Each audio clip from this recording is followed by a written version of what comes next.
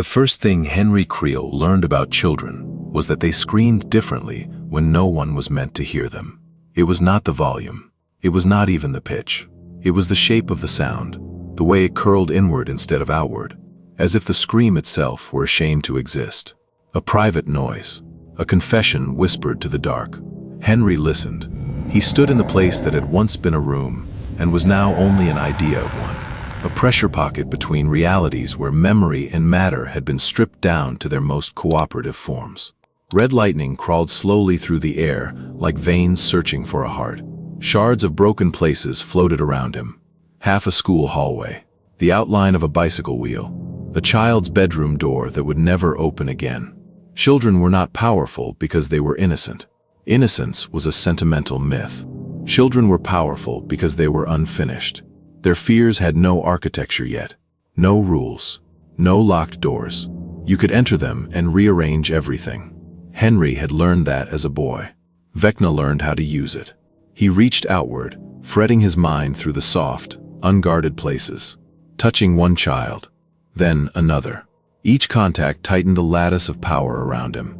Somewhere in Hawkins, a child sagged where they stood, blood sliding from their nose, eyes unfocused, caught between thoughts that were no longer theirs. The energy flowed back. It always did. But this time, something answered. It was not fear. It was not pain. It was hunger. Vecna stilled the storm with a thought. The red lightning froze mid-pulse. The floating debris stopped drifting, suspended like breath held too long. The hunger was distant, but vast. It did not claw or beg or reach. It simply existed, heavy with confidence, like something that knew the universe would eventually wander close enough on its own. Vecna narrowed his eyes. He followed it, not through space, through association, through damaged minds and half-remembered nightmares, through the residue left behind by children who dreamed of drains and red balloons and something smiling too wide in the dark. A name surfaced, carried on the shredded echo of the Mind Flayer's awareness. Dairy. The word felt old in his mouth. Circular, like a story told so many times it had worn a groove in reality. Vecna pushed deeper. What he found there was not a god, and it was not a rival. It was a predator. The creature slept. It slept in blood. Not symbolic blood. Not ritual sacrifice. Blood layered thick and dark beneath the town, soaked into a place below the place below the place. Each stratum belonging to a different cycle of feeding. Old blood, new blood, blood that remembered screaming. Curled within it was the thing itself. Not smiling, not dancing, not wearing a face. Its true shape was folded inward, compressed to fit within a reality that could barely tolerate it, even at rest. Consciousness drifted lazily inside it, slow and sated, digesting centuries of flesh carefully seasoned with fear. Vecna observed it with cold interest. So this was Pennywise. It did not feed on fear alone.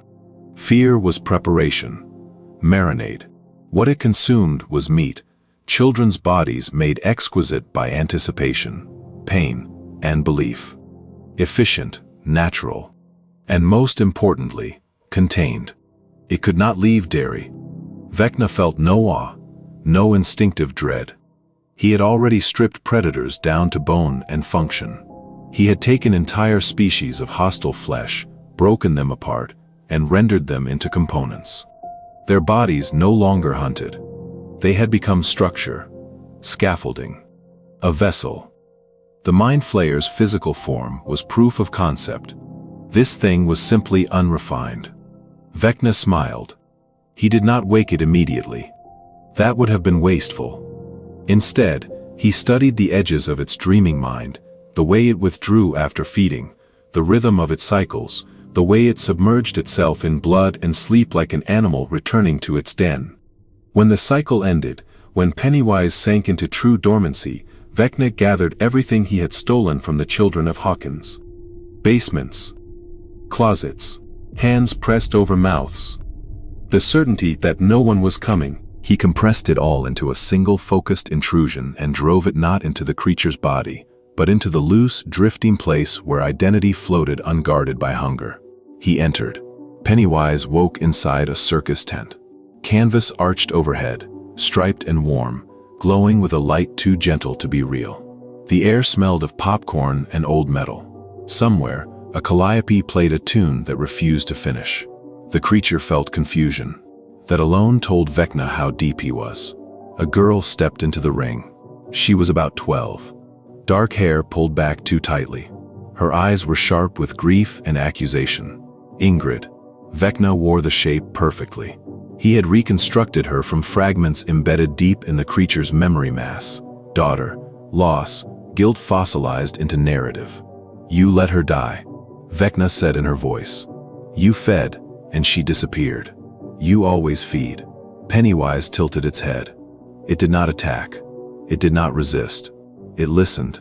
Something like submission rippled through its posture, or the performance of it.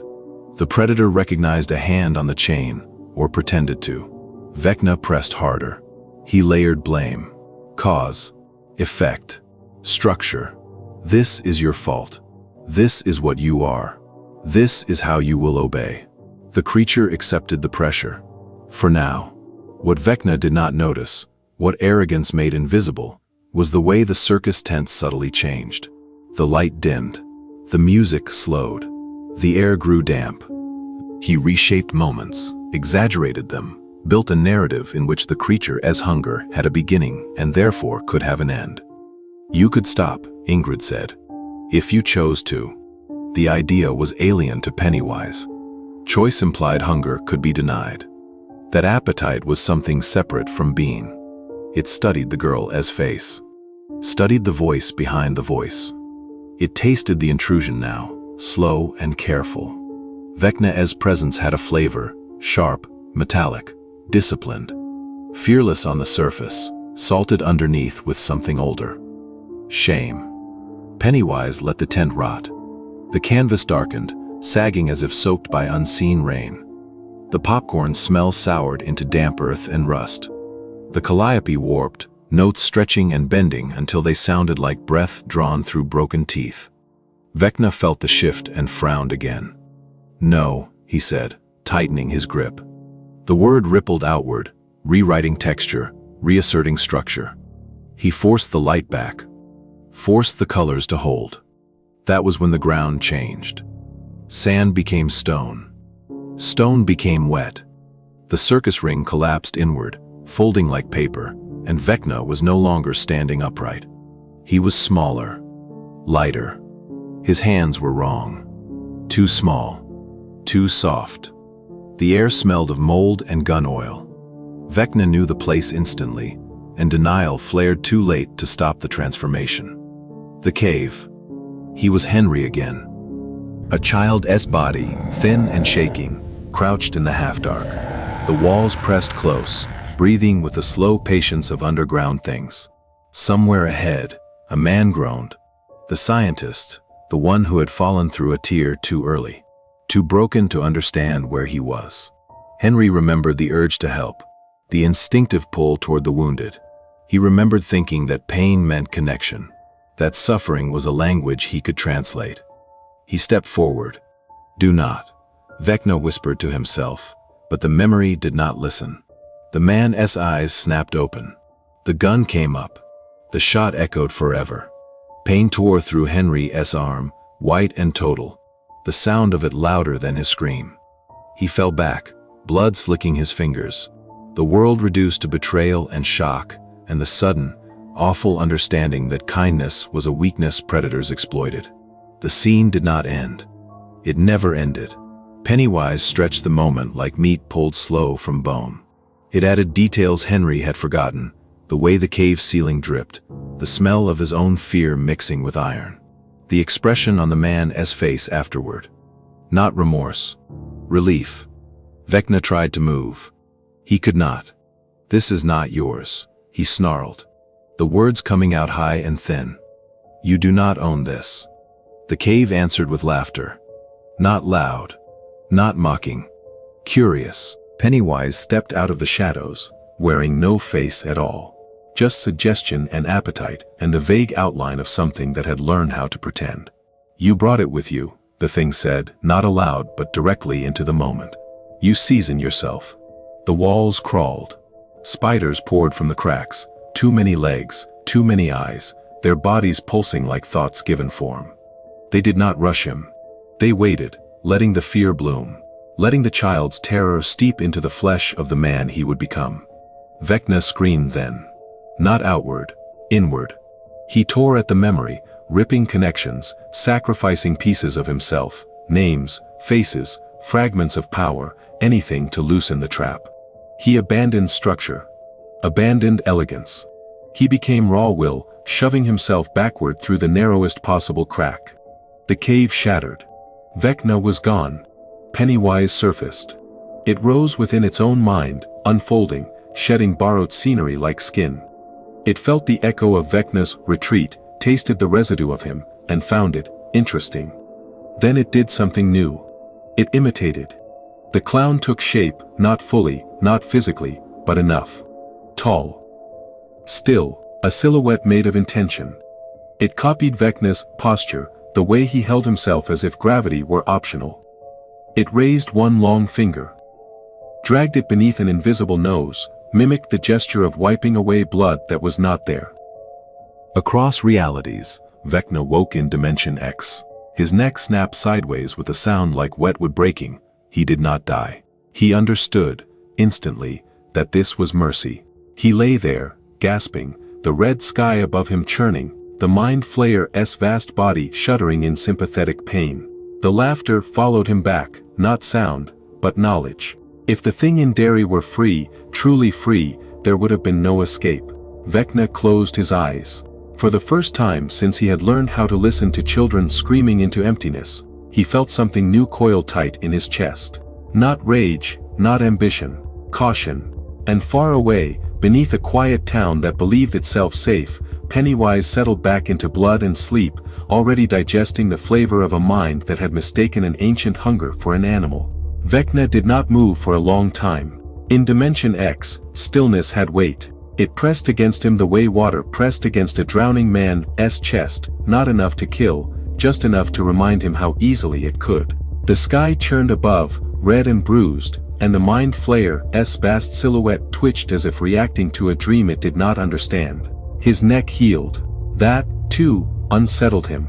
Pain he understood. Damage he could catalog, exploit, repurpose. But the casual precision of the injury, the way it had been inflicted without touch, without effort, left an aftertaste he could not quite swallow. Vecna sat up slowly. The memory of the cave tried to follow him back. He felt a claw at the edges of his thoughts, demanding continuation, insisting that the moment had not finished yet. He shut it down with brute force, sealing the neural pathway, burning it closed. The cost was immediate. Something subtle went missing. A name, a face, a fragment of himself he had once considered useful. He accepted the loss. Loss was preferable to submission. He reached outward, testing his domain. The children of Hawkins still screamed, though some screamed less now. A few minds had gone quiet forever during the intrusion. Collateral, acceptable. The lattice of power remained intact, though strained, like a bridge that had felt too much weight pass over it too quickly. Derry stayed distant. That was new. Before, the city had been a pressure point, the sore tooth he could probe with his mind, drawing out echoes of drains and laughter and teeth. Now it was muted, not shielded, not hidden, ignored. The realization made something cold settle behind his eyes. Pennywise had not pushed him away. It had simply stopped paying attention. Vecna stood, the mind flayer's body shifted, its immense limbs scraping against the geometry of the place.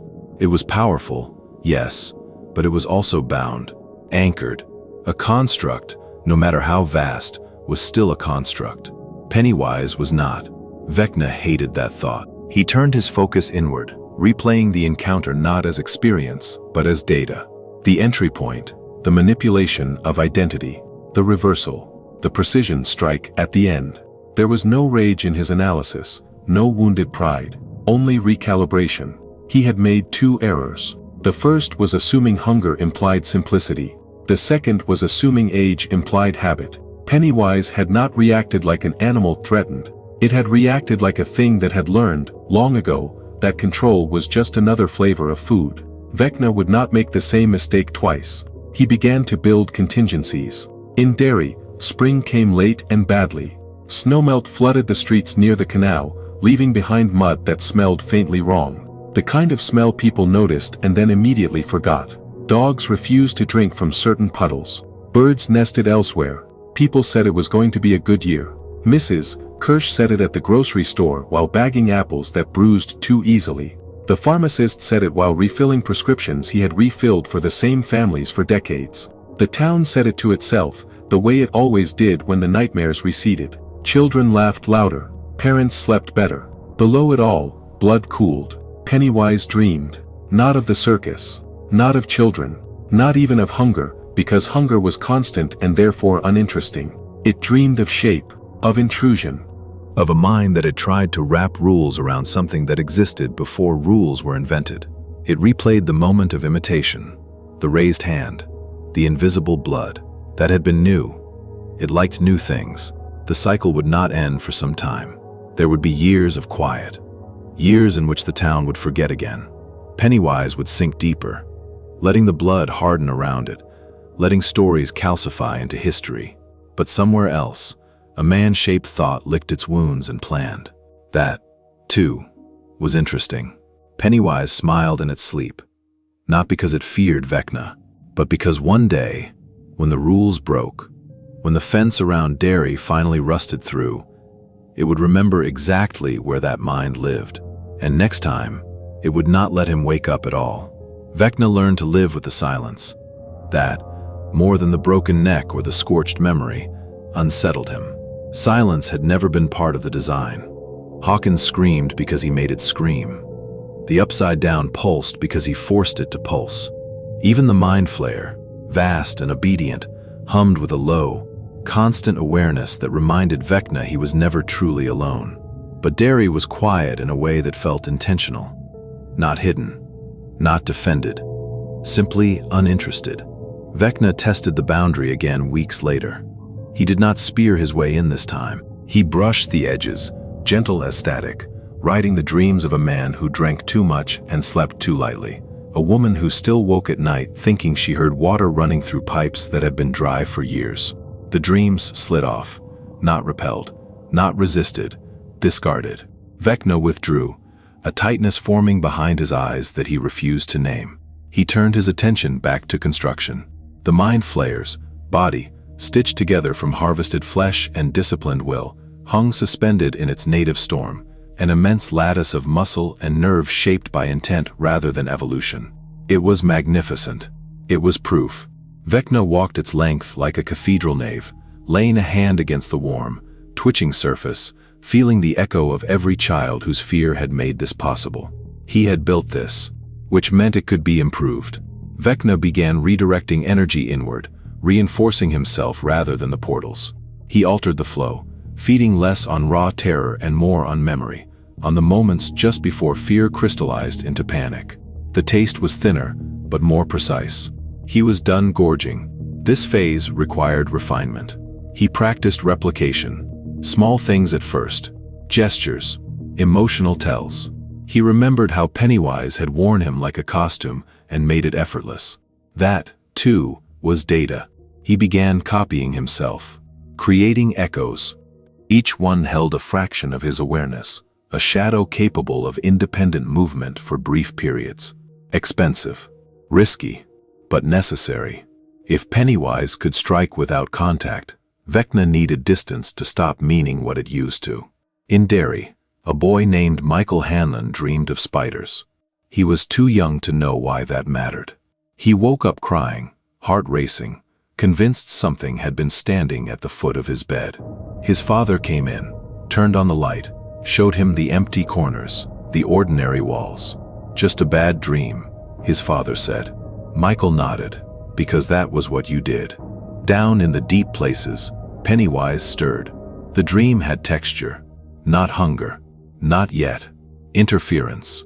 Something had brushed the town again, light as a fingertip on water. Pennywise considered it briefly, the way a shark considers a vibration before deciding whether it belongs to food or weather. Not food, not yet. It sank back down. Vecna's patience frayed. He did not fear Pennywise, but the lack of response gnawed at him. Control depended on reaction. Silence was chaos as most refined weapon. He began to understand, dimly, that the thing in Derry did not think in terms of escalation or revenge. It thought in cycles. That realization angered him more than resistance ever could. Vecna decided to break the cycle. He reached for something he had avoided until now: belief. Children feared monsters.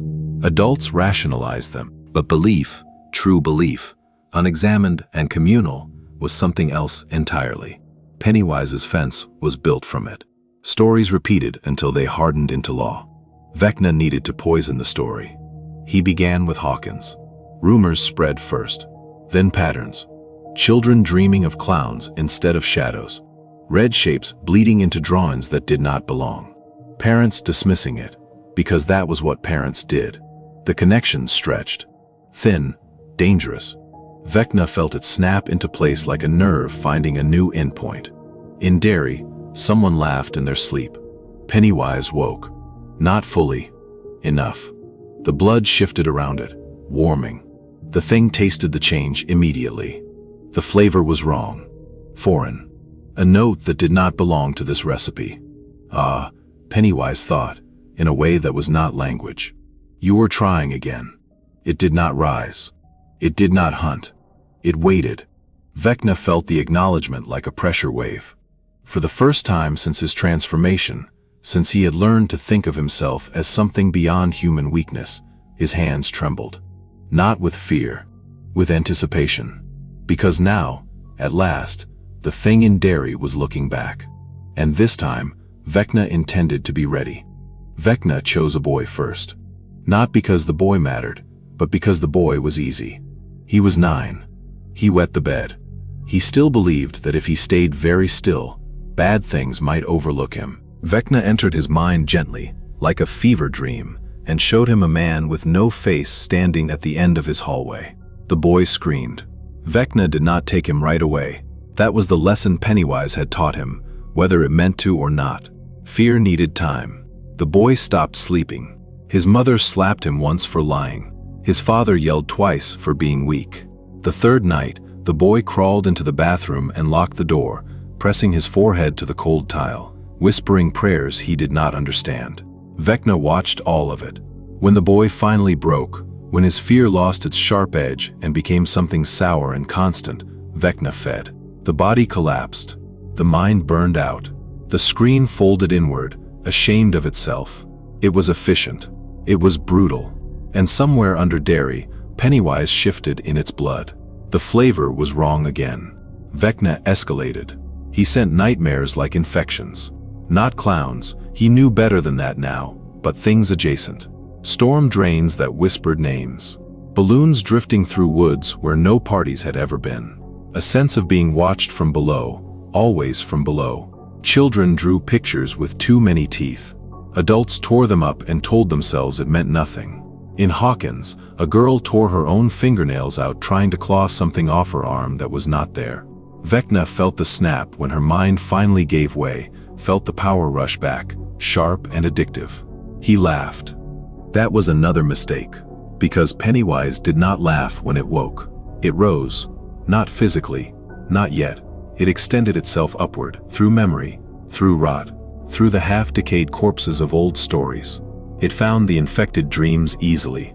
Vecna's touch was all over them, clean, invasive, arrogant. The clown smiled, but only because it enjoyed recognizing theft. It chose a child, too, a little girl this time. She lived close to the canal. She had learned early how to stay quiet. Pennywise came to her as her mother's voice, calling softly from the bathroom while water ran. The girl followed. Pennywise did not rush. It let her see the teeth. Let her feel the hands. Let her understand, in the last moments before flesh tore, that she had been tricked by something that knew her better than anyone ever had. It ate, slowly. The blood was hot. The fear was ripe. And threaded through it all was Vecna. Pennywise tasted him directly this time. Not memory, not imitation, but residue. The arrogance, the control, the belief that everything that hunted could be harvested. Pennywise enjoyed the taste. Vecna felt the death like a slap. He reeled, clutching at the lattice of power he had woven, feeling something rip through it violently, tearing free. The scream that followed was not the girl's. It was his. He saw it then. Really saw it. This was not a war. It was competition for meat. And Pennywise had been doing this since before concepts like strategy or domination existed. Vecna struck back blindly. He forced open a breach toward Derry, not full entry, but enough. Enough to show intent. Enough to stain the edge of the town with his presence. Pipes burst. Dogs went mad. A man drowned in 6 inches of water in his own bathtub, eyes bulging, fingers scrabbling uselessly at porcelain. Pennywise rose higher. The blood peeled away from its body like a cocoon splitting. You were loud, it thought. Not unkindly. It reached. Vecna felt hands inside his head again, not gripping, not crushing, exploring. Pennywise rummaged through him the way a butcher tests meat, pressing here, slicing there, seeing what bled fastest. It found the cave. Again. Vecna howled. The spiders came back, thicker now, crawling inside his mouth, his ears, filling him with movement and panic and childhood helplessness. Pennywise did not trap him this time. It let him go. That was worse. Vecna tore himself free, body jerking in Dimension X, vomiting blackened blood that steamed as it hit the ground. The Mind Flayer shrieked in sympathy, its massive form spasming as if stabbed. Vecna lay there shaking. Alive. Allowed to live.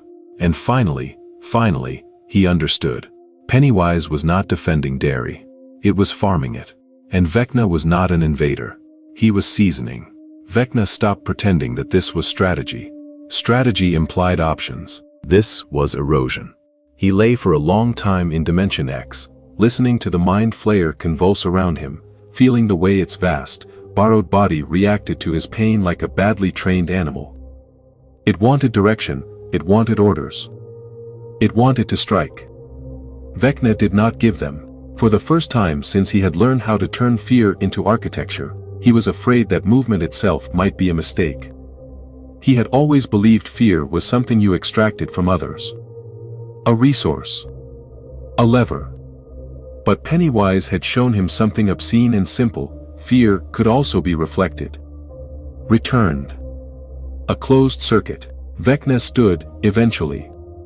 His legs shook. He hated that more than the pain. He needed leverage. Not power. Not raw force. Leverage meant something Pennywise valued, something it protected, even unconsciously. Children were food. Belief was the fence. Vecna chose belief. He began to break it with violence that was impossible to ignore. In Hawkins, a school bus veered off the road for no mechanical reason and wrapped itself around a tree. The children inside did not all die. That was important. Survivors told stories. They spoke about the smell first, sewage and copper, and then about the sound, laughter bubbling up through the vents as if the bus itself were amused. Parents listened. Authorities dismissed it. Children believed. The dream spread again, faster now. Not subtle infections, but ruptures. Nightmares where drains gaped open like throats, where balloons drifted through hallways trailing string that felt wet to the touch, where something waited patiently below eye level. Derry felt it like a bruise being pressed. Pennywise did not surface. That terrified Vecna more than retaliation. He pushed harder. He forced a tear closer to Derry than ever before, ripping a thin scar along the town's unconscious. The result was ugly and uncontrolled. A woman miscarried in her kitchen while the sink filled with black water. A boy disappeared between 2 steps on his own porch, leaving behind only a smear that would not wash out no matter how much bleach his father used. The town noticed. Denial cracked. That night, Pennywise rose. Not as a clown, as a presence. Every drain in Derry whispered at once. Every mirror reflected something slightly delayed.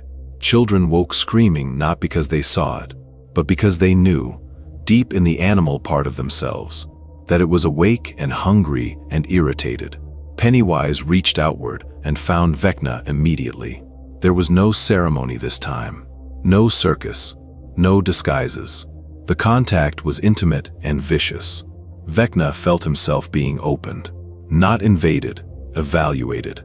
Pennywise peeled back layers of thought the way skin was peeled from meat. It did not hurry. It did not rage. It lingered on certain memories, prodded at them, tasted them, discarded them. You heard the fence, Pennywise thought, mildly. Vecna screamed into the link and struck back with everything he had. He unleashed stored terror in a raw wave, thousands of children's worst moments compressed into a psychic detonation. Pennywise absorbed it. Not all of it. Enough. Vecna felt teeth close around something vital. Not his body, his certainty. The cave opened again, but this time, he was not alone in it. The wounded scientist was there. The gun was there. And now Pennywise stood behind the man, guiding his hands, pressing the barrel forward, forcing Henry to watch the decision happen again and again. Help him. Pennywise urged, using Henry's own child voice, go on, be good. The shot rang out endlessly. Each time it fired, Vecna felt something tear loose from him. Compassion. Superiority. The lie that control had ever been strength. He begged. He hated himself for it. Pennywise leaned close, its presence thick and suffocating. You still think you are the hunter, it thought, you are loud prey. Vecna broke. Not shattered, broke like bone under too much pressure, splintering instead of snapping clean. He tore himself out of the connection with a scream that collapsed 3 portals at once. Dimension X shook. The Mind Flayer's body convulsed and partially dissolved, chunks of its carefully assembled flesh sloughing off and falling into nothing. Vecna crawled. He did not stand. He crawled away from the echo of laughter that followed him back. In Derry, Pennywise fed. Not cleanly. Not elegantly. It killed 2 children in one night. Openly. Messily. Leaving evidence behind. Blood in the street. Teeth marks on bone. A balloon tied to a stop sign. Bobbing gently in the rain. The town could not look away anymore. Belief surged. The fence thickened. Pennywise sank back down. Full and satisfied. Curling into its blood like a god returning to sleep. Vecna lay in the dark of his ruined domain. Shaking. Tasting humiliation like poison. He understood now. He could not win. He could not control. He could only survive by staying small. And the worst truth of all settled in him like a tumor. Pennywise was not trying to destroy him. It was teaching him. Teaching him where he stood in the food chain. Vecna decided to finish it the way he had started everything else. With order. He did not attack Derry again. He did not poison dreams or rip open reality. He withdrew. Gathered what power remained to him. Compressed it until it hurt. Until even thinking felt like pressing glass into his own skull. Then he went back inside Pennywise. Not cautiously. Not politely. He forced his way into the sleeping thing while it lay drowned in its own blood beneath Derry. Curled in the red remnants of its last feast. Flesh slack. Mind vast and dark and old beyond comprehension. Pennywise slept the way sharks slept, half aware. Instincts circling endlessly even in rest. Vecna pierced that circle. The world inverted. He stood in a circus tent that did not exist anywhere, stitched together from rot and nostalgia. The air smelled of rust and wet canvas. Music played backwards somewhere, every note wrong. Pennywise was not there. That pleased Vecna. He reshaped himself carefully. He remembered faces, bones, guilt. He took the form of Ingrid, Bob Gray's daughter, as she had existed only in implication and regret. Small hands, pale dress, hair tied the way a man who never truly loved a child might imagine it. When Pennywise emerged, it hesitated. Just a fraction. Enough. You let her die. Vecna said through Ingrid's mouth. You fed while she screamed. The clown tilted its head. Confusion flickered. Submission followed. Vecna felt it bow, not in fear, but in curiosity. He pressed harder, pouring accusation, memory, constructed pain into the sleeping god's mind. He wrapped Pennywise in a story where it was not eternal, not vast, not hunger itself, but a father who failed. For a moment, it worked. Pennywise shrank, its colors dulled, its thoughts slowed. Vecna smiled. That was when the tent began to change. The canvas rotted away, collapsing inward.